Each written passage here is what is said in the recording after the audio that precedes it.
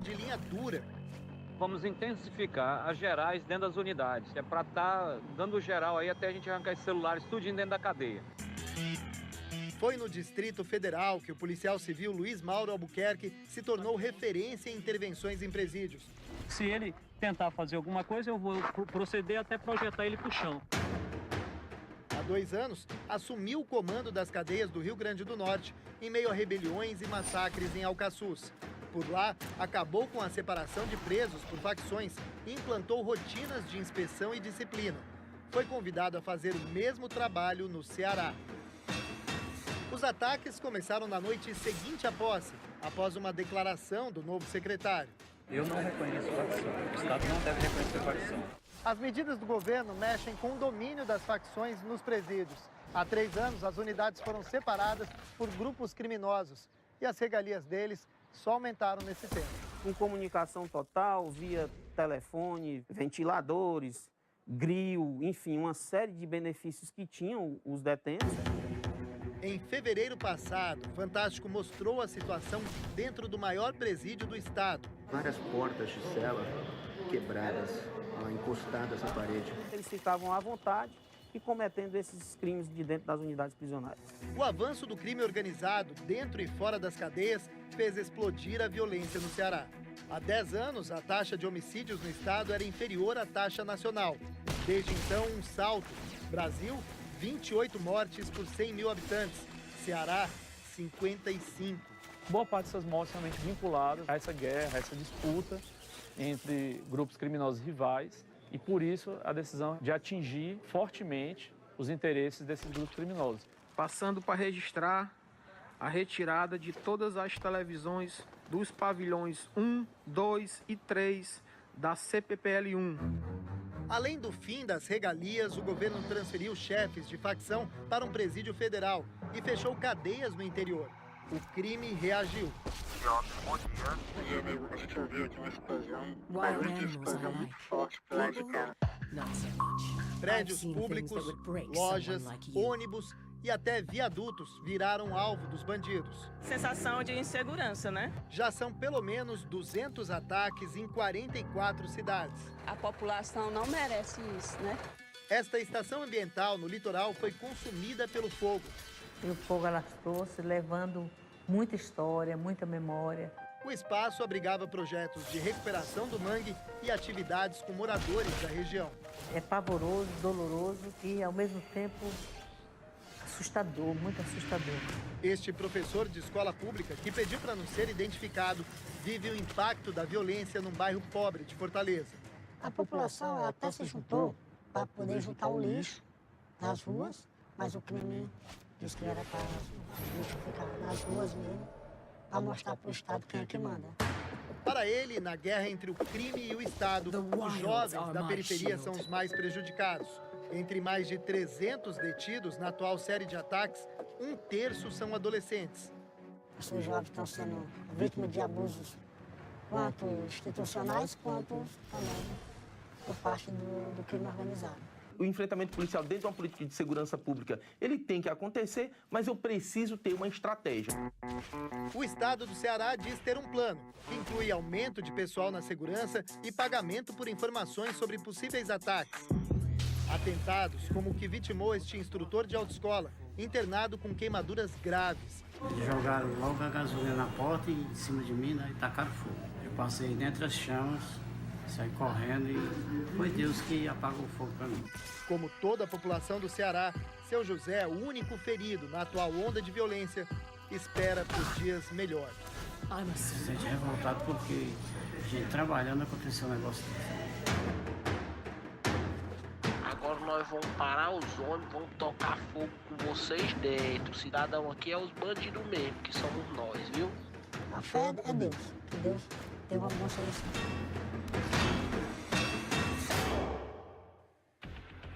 A polícia do Rio de Janeiro está investigando o que motivou hoje um ataque a tiros ao carro da deputada estadual Marta Rocha, do PDT. Ela estava com a mãe de 88 anos. As duas não se feriram. O motorista foi atingido na perna. Numa das principais vias expressas do Rio, a Avenida Brasil, policiais encontraram vestígios do crime. Peritos recolheram cápsulas de balas na pista. A deputada estadual Marta Rocha, do PDT do Rio, estava no carro dirigido pelo motorista dela com a mãe de 88 anos. Eles passavam pelo bairro da Penha, na zona norte do Rio, quando num carro ao lado, um homem usando touca ninja e luvas começou a atirar com um fuzil.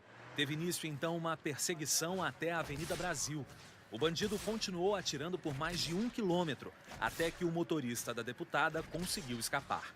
O carro da deputada, esse aqui, ele já está sendo periciado pela Polícia Civil. A gente vê do lado do motorista pelo menos 3 marcas de tiros aqui na porta. E do outro lado, olha só como é que ficaram os pneus dianteiro e traseiro do carro. Marta Rocha contou que em novembro do ano passado, o Disque Denúncia recebeu informações de que ela estava ameaçada de morte por um grupo de milicianos. Ela disse que passou a usar um carro blindado. O motorista da parlamentar foi atingido na perna direita e passa bem. A deputada e a mãe não ficaram feridas. Delegada, Marta Rocha foi a primeira mulher a chefiar a Polícia Civil do Rio. Eu procurei trazer para a prática os ensinamentos que eu tive na minha formação como profissional da Polícia Civil. Eu cuidei para que a minha mãe não fosse alvejada, né? Eu tentei, de alguma forma, ajudar ao meu motorista e o tempo inteiro eu olhei para trás para acompanhar a movimentação do carro que nos perseguia. E a gente tem 2 opções. Ou é tentativa de roubo ou realmente uma tentativa de execução. E isso é prematuro para falar nesse momento. O governo do estado do Rio fechou hoje uma casa de exposições para impedir a encenação de uma performance artística. Os artistas dizem que houve censura. Portas fechadas com grades e visitantes impedidos de entrar num centro cultural do Rio. 3 performances encerrariam hoje a exposição Literatura Exposta. Uma delas com artistas nuas interagindo com a obra A Voz do Ralo é a Voz de Deus, uma crítica à tortura durante a ditadura militar. O Centro Cultural foi fechado neste domingo por determinação do governo do estado, responsável pela Casa França Brasil. O governador alegou que as performances não estavam previstas no contrato firmado com os organizadores.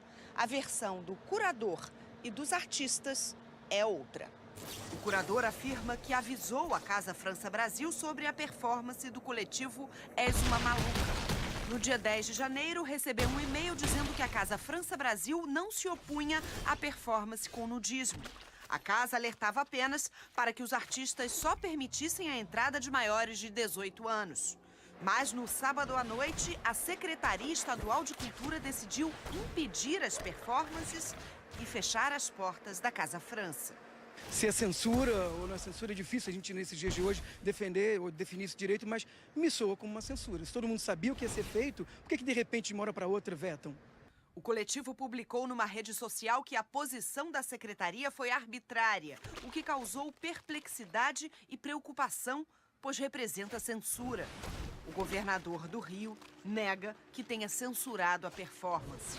O fato em si, daquilo que ia ser exposto, não tem da minha parte absolutamente nenhuma censura. Infelizmente, quando eu recebi a informação do secretário de Cultura de que haveria uma exposição com nudismo, com mulheres, e não importa qual seria o tema daquela performance humana, mas no contrato não havia essa performance humana, nós não fomos avisados. Cara, beleza? Você gostaria de poder trabalhar de qualquer lugar do mundo, precisando apenas de um computador ou celular e uma conexão com a internet? Eu faço isso desde 2013, em um novo tipo de mercado, sem concorrência, extremamente lucrativo e muito simples de começar. Parece bom demais para ser verdade, certo? Então dá uma olhada nos ganhos que eu venho tendo nos últimos meses com o meu negócio que eu toco enquanto viajo o mundo inteiro.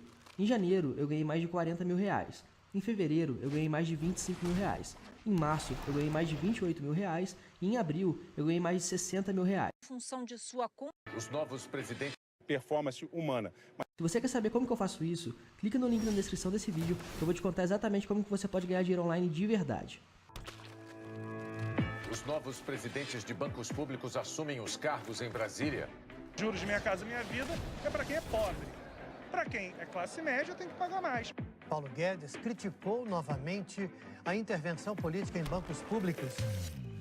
O O presidente do Banco do Brasil, Rubem Novaes, divulgou uma nota hoje a respeito da nomeação de Antônio Rossel Mourão, filho do vice-presidente da República, Hamilton Mourão. Antônio é de minha absoluta confiança e foi escolhido para minha assessoria e nela continuará em função de sua competência.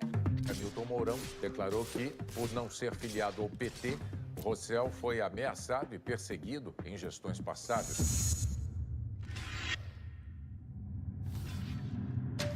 A reforma no sistema de aposentadorias está no topo da lista de urgências. A reforma será profunda e não vai ser fatiada. Esse sistema antigo, dessa forma como está condenado. Então nós estamos tentando justamente salvar as futuras gerações.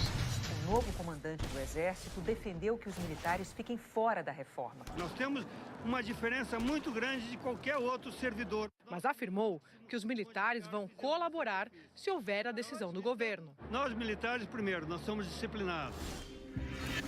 O governo Bolsonaro teve a primeira baixa, né? O presidente da Apex pediu demissão uma semana depois de assumir o cargo. Quem fez o anúncio da saída foi o ministro de Relações Exteriores, Ernesto Araújo, numa rede social.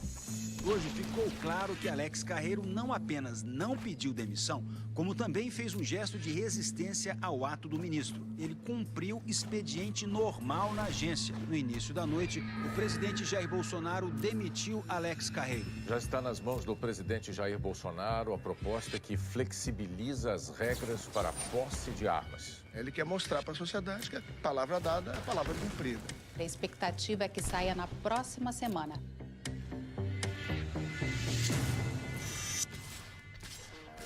Nessas 2 primeiras semanas do governo Bolsonaro, teve alguém que chamou muita atenção pela capacidade de criar polêmicas. Damares Alves, a ministra da Mulher, Família e Direitos Humanos. O repórter Marcelo Canelas conta agora a história dessa mulher que sofreu abuso sexual na infância e depois virou pedagoga, advogada, pastora evangélica e ativista pelos direitos das crianças. A Damares, pastora das pregações inflamadas. É o momento da igreja apresentar boas ideias de políticas públicas. É o momento da igreja governar. É a nossa hora.